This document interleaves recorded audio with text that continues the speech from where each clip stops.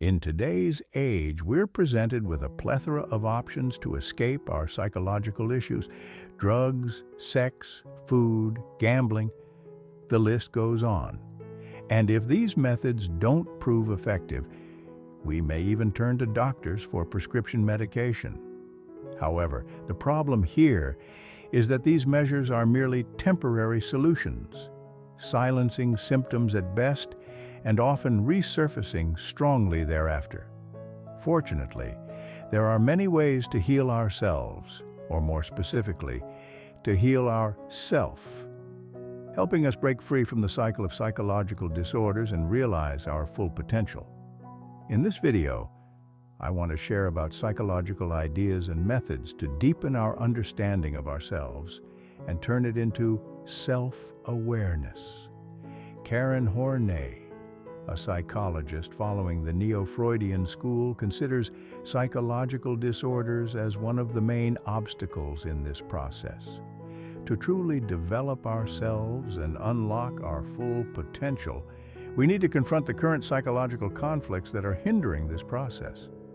Although the term neurosis is rarely used in contemporary psychology, we can discuss related symptoms such as anxiety, depression, stress, or other psychological disorders like obsessive-compulsive disorder. Neurosis can be understood simply as an ineffective way of dealing with life's challenges. Karen Horney views it as a mistaken approach to the world and oneself, creating compulsive needs that hinder human beings' real-life experiences. According to Horney, personal development requires a process of self-awareness, a transformation that demands a clear view of one's potential and the establishment of appropriate goals to achieve it. Swiss psychiatrist Carl Jung also highly values self-awareness, believing that this process, also known as individuation, is the primary goal in life. However, someone suffering from neurosis is often too preoccupied with ineffective coping mechanisms to the extent that there is no room for genuine self-awareness. Therefore, before transitioning neurosis into self-awareness methods, we should ask, how does someone become neurotic? Horney observed that neuroses often stem from childhood experiences. Our temperament and personality are shaped under the influence of social and cultural conditions. For example, during childhood, we require warmth, safety, love, and care to develop into resilient individuals who are not overly reliant on defense mechanisms. When these needs are not properly met during childhood, it can lead to phenomena that Horney referred to as basic hostility and basic anxiety. These conditions will influence how individuals face and cope with their daily lives. Let's discuss these negative reactions and the concept of neurotic needs. Throughout life, we develop defense mechanisms when confronted with different situations. These mechanisms can be classified by Karen Horney into three types, known as the three neurotic trends: moving towards others, moving against others, and moving away from others. These mechanisms are natural reactions. Each individual employs them independently, depending on the specific situation.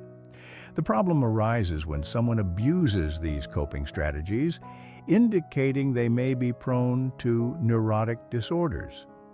Repeated use of ineffective coping mechanisms can lead to a vicious cycle. In her book, Self-Analysis, 1942, Horney proposed a series of neurotic needs, all falling into one of three coping mechanisms. One of the neurotic needs identified is the need for affection and approval, falling under the category of moving toward people. Feeling the need for affection and approval to a certain extent is normal, but neurotic individuals turn this need into a self-destructive factor. Those with this need often feel extremely sensitive to criticism and rejection, and they tend to prioritize pleasing others and being liked at the center of their lives. Of course, this makes them vulnerable to exploitation and abuse. The root of this need is anxiety, fear of exclusion or loneliness. The neurotic need for power falls under the category of moving against people. Those seeking power often try to resist others to seize control. They often feel the need to demonstrate strength, exploit, and defeat others to alter the environment in a way that benefits them. Fear of becoming helpless, inadequate, worthless, or failing drives their need for control, self-protection, and achievement. The divergence from others may manifest through the need to maximize self-protection and a desire for unrealistic independence. One of the neurotic needs in this category is the need for self-sufficiency and independence. Those with this need often keep a distance from others as a way to protect themselves from the risk of being hurt. They are often described as typical loners. At present, there's nothing wrong with wanting to be alone, and spending time with oneself can be a great way to personal growth. However, excessive loneliness can be a sign of neurosis. According to Horney, the reason people with neurosis struggle with self-awareness is because they are mentally hindered by the need for perfection. For them, self-awareness requires actualizing their ideal self. This perfection is manifested through three neurotic trends. Perfectionists and those oriented towards others will often behave excessively compliant and strive to please everyone, hoping to be loved.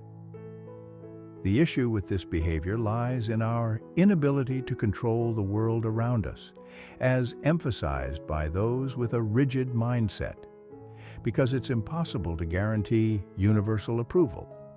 Perfectionists often clash with others, pursue fame, even when it harms others. They desire to be on top, admired, and always appear superior. However, the peak is only fleeting. No matter how high one reaches, being replaced is just a matter of time. Moreover, admiration from others is beyond our control.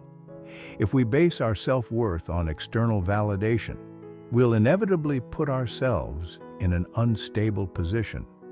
Perfectionists often lag behind others, aspiring to become so wise and independent to the point of almost being superhuman. This goal is often unattainable because the reality is that we typically depend on and interact with the world around us. No one can exist entirely as a completely independent island. In many cases, we need support from others or have to collaborate to move forward. Individuals with neurotic disorders often experience a significant gap between their true selves and their ideal selves, and narrowing this gap is almost impossible. These individuals often set unrealistic goals, and as a result, they experience repeated failures. They become trapped in a cycle, often accompanied by a victim mentality and a lack of responsibility for their own situation. To break free from this cycle, honesty about one's own potential is essential. By nature and desire, humans always embark on a journey of self-discovery and drive development from those efforts. The key is they can only truly flourish when they are honest with themselves, work energetically and effectively, as well as connect with others based on a spirit of support and sharing. He cannot progress if living in the darkness of arrogance and constantly blaming others for his shortcomings.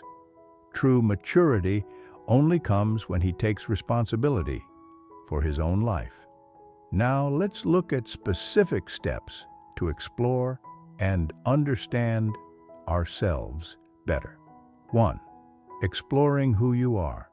The most important aspect of the journey of self-awareness is taking the time to truly examine oneself with honesty and detail. Whether in a state of pride or denial, facing the reality about oneself is the crucial first step. Those struggling with mental disorders often encounter challenges in this regard, but accepting the truth about oneself is essential to begin the journey of self-awareness. One cannot see their true self if they do not accept it, and one cannot accept themselves if they refuse to acknowledge the truth about themselves.